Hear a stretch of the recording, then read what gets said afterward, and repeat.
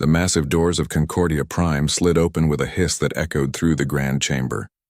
Representatives from across the galaxy filed into their designated seats, their various forms creating a tapestry of colors, shapes, and sizes.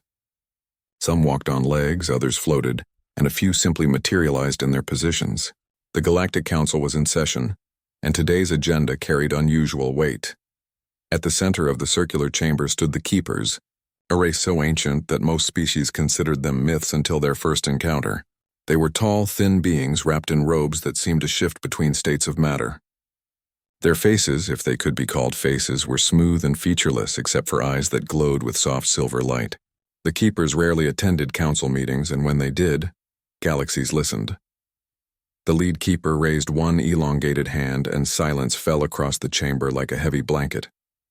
Its voice, when it spoke, seemed to come from everywhere and nowhere at once. "We come bearing an update to the Forbidden Contact List," the Keeper announced. The holographic display at the chamber's center flickered to life, showing a slowly rotating list of species and planets. A new entry must be added: the planet designated as Earth and its dominant species, humanity. A ripple of surprise moved through the assembled delegates. Earth was known to most of them, a small blue world in an unremarkable spiral arm of the galaxy. Its inhabitants had barely begun reaching their own moon with primitive chemical rockets. They had no faster-than-light travel, no energy shields, no plasma weapons. They were, by all galactic standards, insignificant. From the elevated platform reserved for military powers, High Commander Zalteth of the Rexian Empire rose to his full height. He was an imposing figure, even among the diverse assembly. His scaled hide was the color of deep purple, and his forearms ended in clawed hands that had conquered 17 star systems. His species had built an empire on the principle of strength, and they respected only power. With respect to the honored Keepers, Zalteth said, his voice dripping with barely concealed contempt, "Why should we fear a species that has not even left its own star system? We have observed them. They fight among themselves with crude weapons. They pollute their own world. They are divided into hundreds of small governments that cannot agree on anything."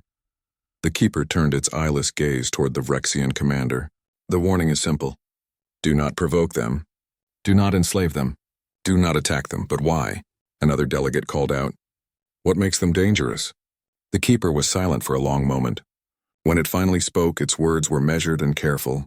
"We have observed patterns across millions of years and thousands of species. Some patterns repeat. Humanity displays a pattern we have seen before, though rarely. They are quiet now, yes. But history teaches us that the quieter the species, the louder their awakening." Zalteth laughed, a harsh sound that bounced off the chamber walls. "Speak plainly, Keeper. You want us to fear a species because they might someday become dangerous? My empire was built on action, not cowering from possibilities." "The pattern is this," the Keeper said, its voice taking on a harder edge. "Humanity has nearly destroyed itself multiple times. They have created weapons capable of rendering their entire planet lifeless. They have waged wars that consumed millions of their own kind, and each time they pulled back from the brink, learned, adapted, and emerged stronger. They are a species that evolves through trauma." "Then they are weak," Zalteth declared. "They hesitate. True warriors do not pull back from total victory." "No," the Keeper replied. "They are restrained. There is a difference between weakness and choosing mercy. But if that mercy is rejected, if they are pushed beyond their breaking point, they do not simply fight back. They ensure the threat can never rise again." The chamber erupted in debate. Some species argued for honoring the Keeper's warning. Others, emboldened by Zalteth's defiance, questioned whether the ancient race had grown too cautious in their old age. The discussion raged for hours, but no consensus was reached. As the session ended, Zalteth approached the Keepers directly. "I will take your warning under advisement," he said, though his tone suggested otherwise. "But know this. The Vrexian Empire does not build its strategy on fear and rumors." The Keeper regarded him silently. "We have delivered our warning. What you do with it is your choice. But understand this, Commander. We do not issue these warnings lightly. We have watched civilizations rise and fall for eons. We know what happens when humanity is cornered." "Then perhaps," Zalteth said with a cold smile, "it is time the galaxy learned whether your warnings hold truth or are merely the paranoid whispers of a dying race." The Keeper said nothing more. It simply turned and walked away, its robes trailing behind like smoke. Back on his flagship, Zalteth stood before a holographic display of Earth and its small collection of colony worlds.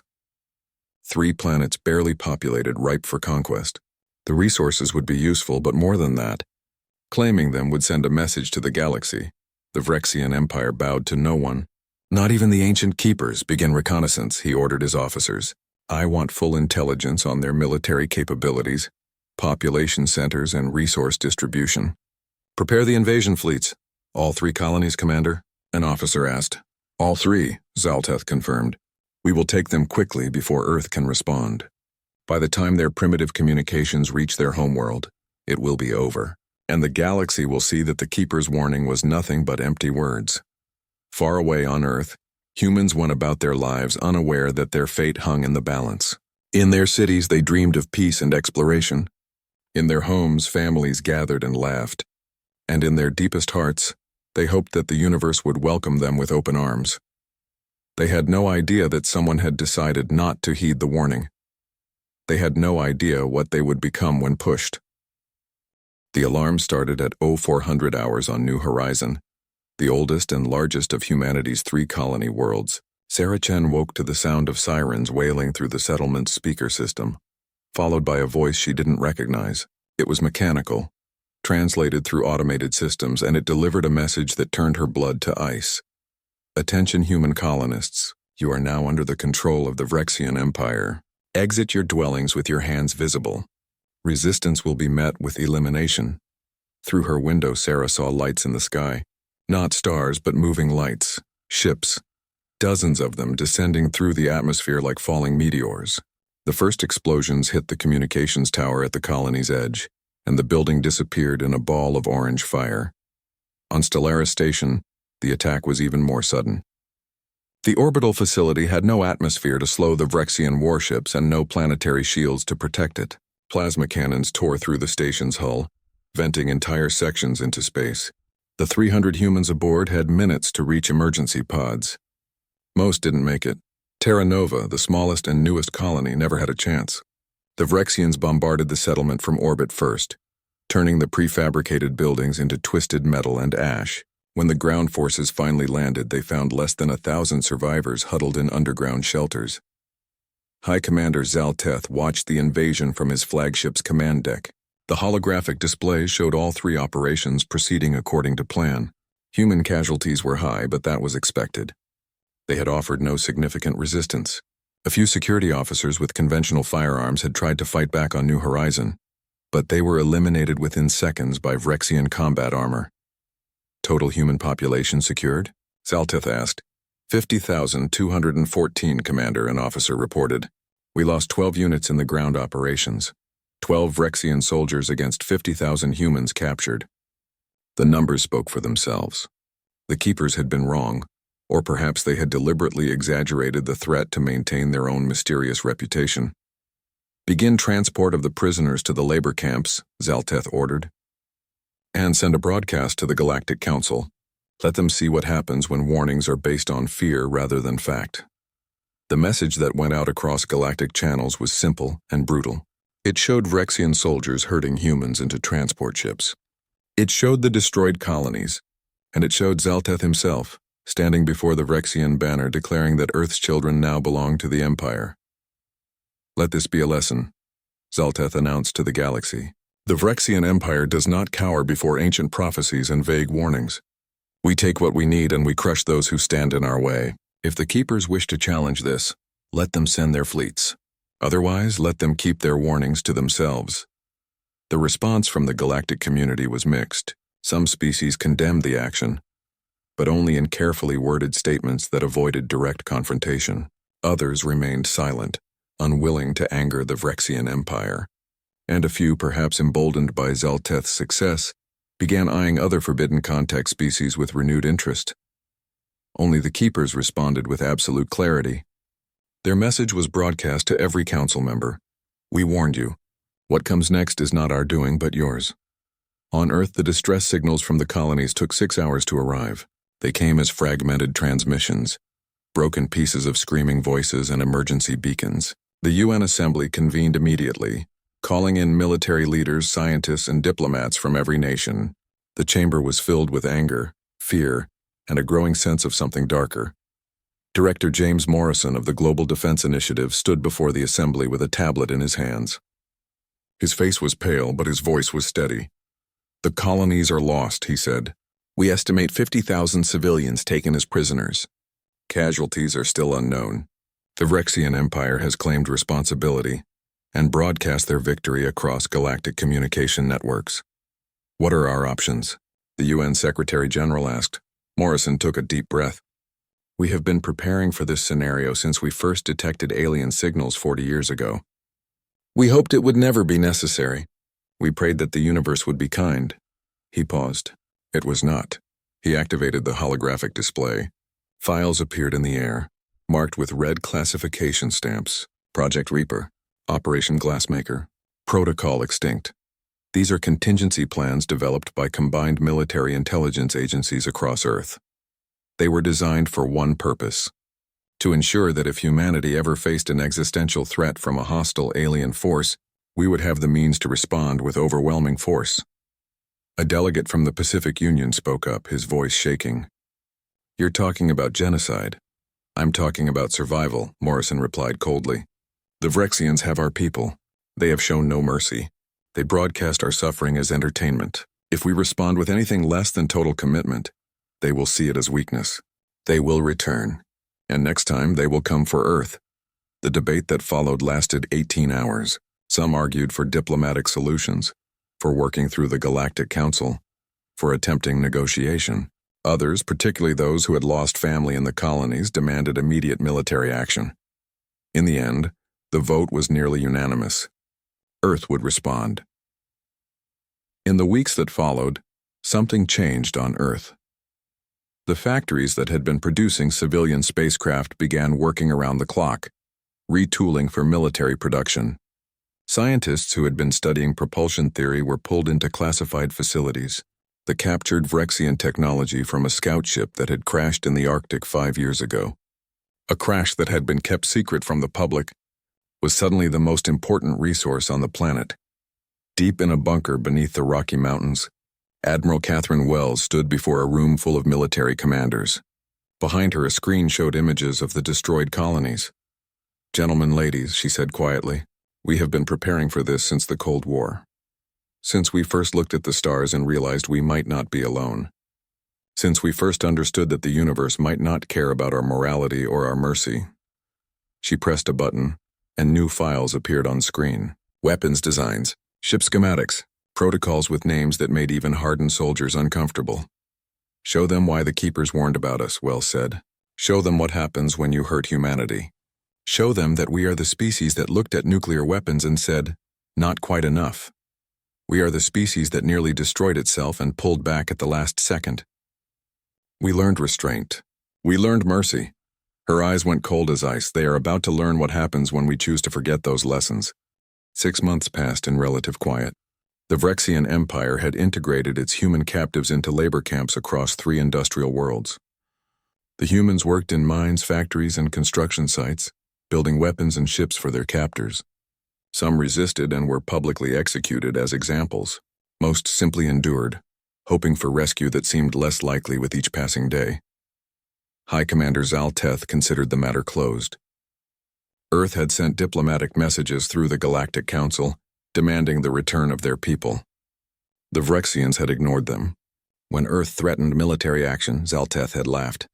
The humans still had no faster-than-light capability, no energy weapons, nothing that could threaten a galactic power. Their threats were empty words from a species learning its place in the universe. He was reviewing resource extraction reports when the first alarm sounded on his flagship. "Commander, we have an emergency transmission from Outpost Carvel," an officer reported. "They report unknown vessels emerging from FTL. Multiple contacts. They're requesting the transmission cut to static." Zalteth straightened. "Get me visual confirmation." The display showed the region of space where Carvel had been. The outpost was a small facility, only 500 personnel, but it served as an early warning station for this sector. The long-range sensors showed something strange. Heat signatures, debris, and ships, dozens of them moving through the wreckage. Enhance the image, Zelteth commanded. What appeared on screen made something cold settle in his chest. The ships were unlike anything in the Rexian database. They were angular, brutal things covered in weapons. There was no elegance to their design, no attempt at aesthetics. They looked like flying fortresses built for one purpose only. Identify those vessels, Zelteth ordered. The computer analyzed the limited data. One word appeared on screen: human. Impossible, Zelteth said. They don't have FTL technology. Commander, the sensor officer said, his voice tight with fear. Carvel is gone. The entire outpost. I'm reading no life signs, no escape pods, no wreckage larger than a meter across. It's as if they erased it from existence. Across the Vrexian Empire, similar reports began flooding in. Human vessels were appearing in systems throughout Vrexian space, always without warning, always in overwhelming numbers. They struck military targets with precision and civilian infrastructure with equal brutality. When Vrexian fleets moved to engage them, the humans fought with tactics that defied all conventional military doctrine. They used kinetic weapons accelerated to relativistic speeds, turning simple metal slugs into planet killers. They deployed swarms of small drones that moved faster than Vrexian targeting systems could track, each one carrying enough explosive power to crack a battleship's hull. They hacked into Vrexian communication networks and turned their own automated defenses against them. But worst of all was their absolute refusal to take prisoners. Every engagement ended the same way. The Vrexians fought and the Vrexians died. No surrender was accepted. No mercy was shown. On the occupied colony world of New Horizon, the human prisoners heard the sounds of battle in the distance. Explosions lit up the night sky. The Vrexian guards became nervous, checking their weapons, speaking in rapid voices into their communicators. Then the power went out. In the darkness, Sarah Chen heard new sounds. Not explosions, but something worse. Screams, Vrexian screams. They came from the guard towers first, then from the barracks, then from everywhere at once.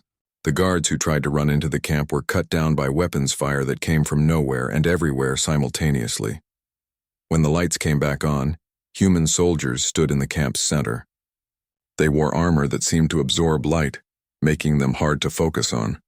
Their weapons were compact but clearly advanced, and on their shoulders they wore patches showing an Earth emblem. "We're taking you home," one of them said simply. But as the rescued colonists were led to transport ships, they saw what had happened to their captors. The Vrexian guards weren't just dead. They had been eliminated with surgical precision. Every guard tower was empty. Every defensive position was destroyed. And on the walls of the camp, written in Vrexian blood, was a message in their own language. "You were warned." The Galactic Council watched these events unfold with growing horror. The humans were not fighting a war of conquest or territory. They were fighting a war of extinction. Every Vrexian military installation they found was obliterated. Every fleet that engaged them was destroyed completely. And still the human vessels kept coming. More of them every day, as if Earth had transformed its entire industrial capacity into a war machine. The Keepers sent a message to the Council, brief and simple. "We warned you. This is what happens when you wake the sleeping species." Zelteth, desperate now, attempted to open communications with the human fleet. He offered to return all prisoners. He offered reparations. He offered peace. The human response was delivered by Admiral Catherine Wells herself. Her face appeared on every Vrexian screen across the Empire. "You took our people," she said, her voice calm and cold. "You destroyed our colonies. You broadcast our suffering as if it were entertainment. You made one mistake. You assumed that because we chose peace we were incapable of war." She leaned forward, her eyes boring into the camera. "We gave you a warning through the Keepers. You ignored it. We sent diplomatic messages. You laughed at them. Now we send only one final message. Return every human in your custody to the designated coordinates within 72 hours. Surrender your fleet and your weapons. Accept occupation and monitoring, or we will erase your species from the galaxy." Zelteth stared at the screen, his four hands clenched into fists. Around him, his officers waited for orders. Pride warred with fear in his chest. The Vrexian Empire had never surrendered. They had never bowed to threats. "She bluffs," he said finally. "They cannot possibly have the numbers to threaten our homeworld. Our defenses are the strongest in the galaxy." "Commander," an officer said quietly, "our fleets in the outer systems are all gone. We have no confirmation of survivors from any engagement. Our shipyards report that human vessels are blockading production. We are cut off. Then we fight from our homeworld, Zalteth declared. Call back every ship. Activate every defense. Let the humans come. Let them learn that the Vrexian Empire does not die easily. But as he gave these orders, a small part of him remembered the Keeper's words. The quieter the species, the louder their awakening. And he wondered for the first time if pride would be the death of them all. The human armada arrived at the Vrexian home system exactly 73 hours after the ultimatum expired. They emerged from FTL in perfect formation, hundreds of vessels arranged in a pattern that had been calculated by artificial intelligence and executed with absolute precision. The Vrexian defense fleet, the pride of their empire, waited for them with every weapon ready. What followed was not a battle in any traditional sense. It was an execution. The humans opened fire first, and their weapons were things the galaxy had never seen deployed on such a scale. Missiles that split into thousands of smaller warheads, each one guided by its own intelligence, directed energy beams that burned through shields as if they were paper, and worst of all, devices that the Vrexian sensors could not even properly classify. One moment a Vrexian battleship would be fighting. The next it would simply come apart, its molecular bonds somehow severed, breaking into component atoms that dispersed into space like dust. The crews didn't have time to scream. They simply ceased to exist. High Commander Zalteth watched his fleet die from the command center deep beneath the surface of the Vrexian homeworld. Every tactical display showed the same story. Red icons winking out of existence, human vessels advancing, no damage to their fleet, no casualties, no slowing down. Deploy the orbital defense platforms, he ordered. All of them. The massive weapons platforms that ringed the planet came online. They had enough firepower to crack a moon. They had defended the Vrexian homeworld for 300 years without ever being breached. They represented the accumulated military technology of an empire that had conquered 17 star systems. The humans destroyed them in 4 minutes. They used something the Vrexian scientists would later try to explain as weaponized quantum mechanics, devices that reached out across space and simply made the platforms stop existing at a fundamental level. The explosions were secondary effects, the result of matter and antimatter containment failing simultaneously. Sir, an officer said, his voice breaking, they're landing ground forces, multiple dropships. They're bypassing the cities and hitting military installations directly. Zalteth pulled up the tactical display. The humans were landing in force, but their approach was methodical. They weren't trying to capture territory. They were eliminating anything that could fight back. Barracks, weapons depots, command centers, all targeted with surgical precision. Send all ground forces to engage, Zalteth commanded. Every soldier, every vehicle. If they want our world, they'll have to pay for every meter of it. The Vrexian ground forces were experienced, well-armed, and motivated by the defense of their homeworld. They outnumbered the human landing forces by at least 3 to 1. It didn't matter. The humans fought with a combination of advanced technology and ruthless efficiency that made Vrexian military doctrine look primitive. They used powered armor that made their soldiers faster and stronger. They employed weapons that analyzed Vrexian biology in real time and adjusted their lethality accordingly. They coordinated through networks that prevented them from ever being surprised or outflanked. But the technology was not the worst part. The worst part was the absolute determination in every human soldier. They fought as if the fate of their entire species depended on this single battle. They took wounds that should have killed them and kept fighting. When they ran out of ammunition, they used their armor as weapons. When their armor failed, they used whatever they could find. A Vrexian commander sent a desperate message to Zalteth. They're not trying to conquer us. They're trying to end us. Every position they take, they leave nothing. No prisoners, no survivors, nothing. Across the planet, the same pattern repeated. Human forces advanced. Vrexian forces fought back. The humans won. Every single time. In the Imperial Palace, Zalteth finally understood what the Keepers had tried to warn them about. Humanity was not just another warrior species. They were survivors who had climbed to the top of their world's food chain by being more adaptable, more intelligent, and more ruthless than everything else that tried to kill them. They had spent their entire evolutionary history learning how to eliminate threats permanently. A transmission came through on the emergency channel. It was Admiral Wells. "Commander Zalteth," she said. This is your final opportunity. Surrender now. Order your forces to stand down. We will accept your submission and ensure your species continues to exist under strict monitoring. Zalteth looked around the command center. His officers stared at him, waiting for his decision. Through the monitors, he could see his world burning, his people dying, his empire crumbling. No, he said. The Vrexian Empire does not surrender. We fight to the last. Wells's expression didn't change. Then you have chosen extinction. I want you to understand something, Commander. We are not monsters. We take no joy in this. But you made a choice when you attacked our colonies. You chose to show us that the galaxy would not respect our peace. So we will teach the galaxy to fear our war. The transmission ended. The final assault on the Imperial Palace began an hour later. Human special forces breached the fortifications using explosives that turned solid walls into vapor. They moved through the corridors like ghosts, their armor adapting to every defense, their weapons cutting through everything in their path. Zalteth stood in the central command room, a weapon in each of his 4 hands. Around him, his personal guard formed a final defensive line. He knew they would all die here. Part of him, the part that could still think beyond pride and tradition, knew that this was right. This was justice. They had started this. They had ignored the warnings. They had believed themselves invincible. The doors exploded inward. Human soldiers poured through, their weapons raised. But they did not fire immediately. They waited as a single figure walked through their lines. She wore the armor of a commander, and her face was visible through her helmet's transparent faceplate.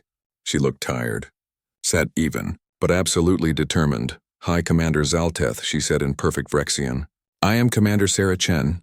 I was a colonist on New Horizon. I was taken as a slave to your labor camps. I watched my friends die in your mines. Zalteth recognized her. She had been in the broadcast he had sent to the galaxy. One of the humans being herded onto transport ships. She had looked broken then, defeated. Now she looked like a warrior who had survived hell and come back for revenge. You made one mistake, Sarah said quietly. You hurt us first. You thought we were weak because we chose peace. You thought we were helpless because we had not yet built weapons to reach the stars. You were wrong. She raised her weapon not in threat but in salute. The Keepers tried to warn you. They told you what we are. We are the species that survived ice ages and plagues. We are the species that looked at the atom and split it. We are the species that nearly destroyed ourselves a dozen times and chose to step back from the edge. We learned restraint. We learned mercy. We learned to be kind. Her eyes went cold as ice. But when you took that kindness for weakness, when you made us choose between your existence and our survival, we made the only choice we could. We are sorry it came to this, but we are not sorry we survived. The last thing Zalteth saw was the flash of energy weapons lighting up the command center. The last thing he heard was the sound of the Vrexian Empire finally, irrevocably ending. 3 months after the fall of the Vrexian homeworld, the Galactic Council convened in the Grand Chamber of Concordia Prime. The delegates filed in quietly, speaking in hushed voices. The atmosphere was different from the last time they had gathered. There was fear in the air, thick and heavy. The Vrexian seat stood empty. It was not merely vacant but completely removed, leaving a gap in the circular arrangement like a missing tooth. In its place was a holographic display showing a simple message in every known galactic language. Species extinct Vrexian Empire. Cause violation of forbidden contact protocol. Evidence recorded. The Keepers stood at the center of the chamber once again. The lead Keeper surveyed the assembled delegates with its glowing silver eyes, and for a long moment, no one spoke. We warned you, the Keeper said finally. We updated the forbidden contact list. We told you not to provoke humanity. High Commander Zalteth chose to ignore that warning. Now his species exists only in historical records. The holographic display changed, showing footage from the Vrexian conflict. The images were difficult to watch, fleets being obliterated, cities burning, and through it all human forces advancing with unstoppable determination. The council members who had military experience recognized what they were seeing. Total war conducted with absolute efficiency. This is not presented as a threat, the Keeper continued. It is presented as evidence, as historical fact. The Vrexian Empire attacked human colonies. They enslaved human civilians. They ignored diplomatic requests for peace. and humanity responded according to their nature. A delegate from the consortium, a peaceful species that had existed for millennia without conflict, stood up. Her voice trembled as she spoke. The humans committed genocide. They erased an entire species from the galaxy. How can we simply accept this? Before the keeper could respond, the main doors opened. Admiral Catherine Wells walked into the chamber, flanked by 2 honor guards in gleaming armor. She wore a simple military uniform with medals that meant nothing to most of the species present. But everyone recognized the insignia on her shoulder. Earth, the planet that had just demonstrated what it was capable of. Behind her walked Ambassador Sarah Chen, the woman who had led the final assault on the Vrexian command center.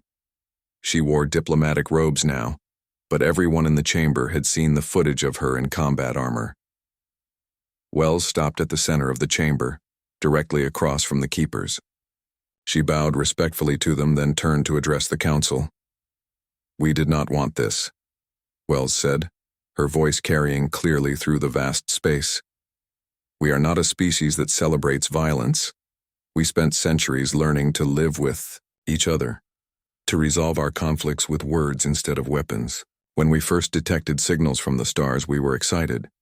We hoped for friendship, for knowledge, for a place among the galactic community." She paused, and her expression hardened. "The Vrexian Empire taught us that the galaxy does not respect peace. They took our people as slaves. They destroyed our colonies.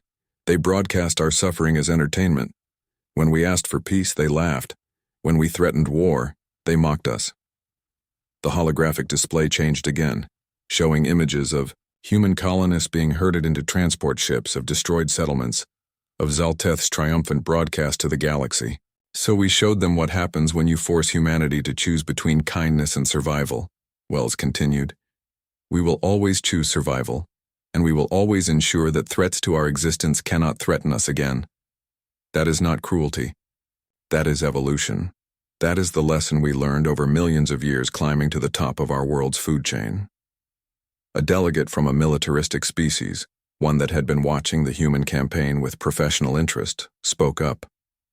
"But you used weapons that violate several galactic conventions: quantum disruptors, self-replicating nanites, biological agents specifically designed to target Vrexian physiology." "We are not signatories to your conventions," Sarah Chen replied, stepping forward. "We were not even aware of galactic law when we were attacked. The Vrexians did not care about conventions when they bombed our homes. They did not worry about galactic opinion when they enslaved our children. So why should we?" The chamber erupted in argument. Some species demanded that humanity be sanctioned, isolated, marked as a dangerous element. Others, particularly those who had suffered under Vrexian aggression, argued that humanity had done the galaxy a service by removing a violent empire. The keeper raised one hand, and silence fell immediately.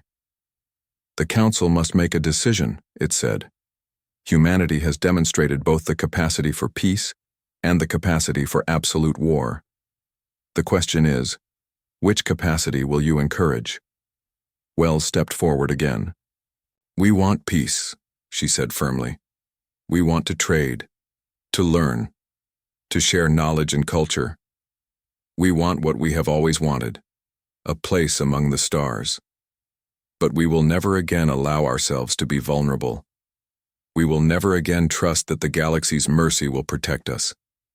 She looked around the chamber, meeting the eyes of as many delegates as she could. "Judge us if you must, sanction us if you will. But understand this: we are here to stay. We survived our own worst instincts. We survived countless threats on our homeworld. And now we have survived our first contact with a hostile alien power. We learned our lesson.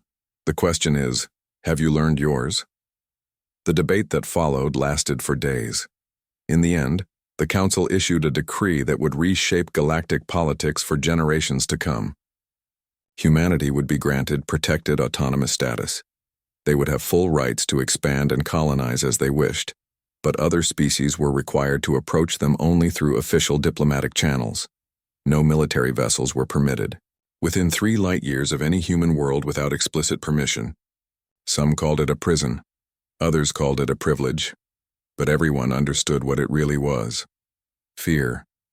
The galaxy was afraid of what humanity might do if pushed again. On Earth, the returning soldiers and colonists were greeted as heroes. Parades filled the streets. Medals were awarded. But in the quiet moments, in the private conversations, there was a darker discussion happening. Political leaders, military commanders, and ethicists all asked the same question. Had humanity become the very thing they had always feared? Admiral Wells stood before a memorial wall, looking at the names of every human lost in the colonies.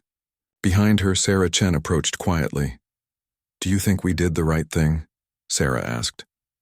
Wells was silent for a long moment. "The Vrexians gave us no choice," she said finally. "But that doesn't mean it was right. It means it was necessary. There's a difference." "Will it happen again?" "I hope not," Wells replied. "I hope the galaxy learned its lesson. I hope they understand that we would rather be their friends than their nightmare. But if they force us to choose again..." She trailed off, but the implication was clear. Across the galaxy, a new species approached Earth with a diplomatic convoy. They were the Serenity Collective, a peaceful culture that had existed for millennia without violence. They came with gifts, with offers of trade, with genuine friendship. They flew flags of peace and transmitted greetings in every language they could find. Earth welcomed them warmly. The reception was genuine, filled with music and celebration and hope. Humans showed the visitors their art, their culture, their dreams for the future. It was everything First Contact should have been. But orbiting high above the planet, invisible to the naked eye, Earth's defense fleet maintained its silent vigil. New weapons had been built, new ships had been launched, new protocols had been established. The humans smiled and laughed and celebrated with their guests, but they would never again be unprepared. In the chamber of the Galactic Council, the Keepers updated their records. Next to humanity's entry on the Forbidden Contact list, they added a new notation. Warning confirmed. Species will respond to aggression with absolute force. Approach with genuine peaceful intent only. Historical evidence. Vrexian Empire. Species extinct. Far from Earth, in the ruins of what had once been the Vrexian homeworld, a single monument stood. It had been erected by human forces before they withdrew. On it was written in every galactic language, "Here stood a species that forgot that peace is a choice, not a weakness. Let this serve as a reminder. Humanity will always choose kindness when given the option. But force us to choose survival, and we will ensure you never threaten us again." The galaxy had learned a truth that day, one that would echo through the stars for generations. Humans were not the strongest species. They were not the most advanced. They were not even the most warlike, but they were survivors. And when survival required it, they would do absolutely anything to ensure their children lived to see another dawn. The warning about Earth would never be ignored again.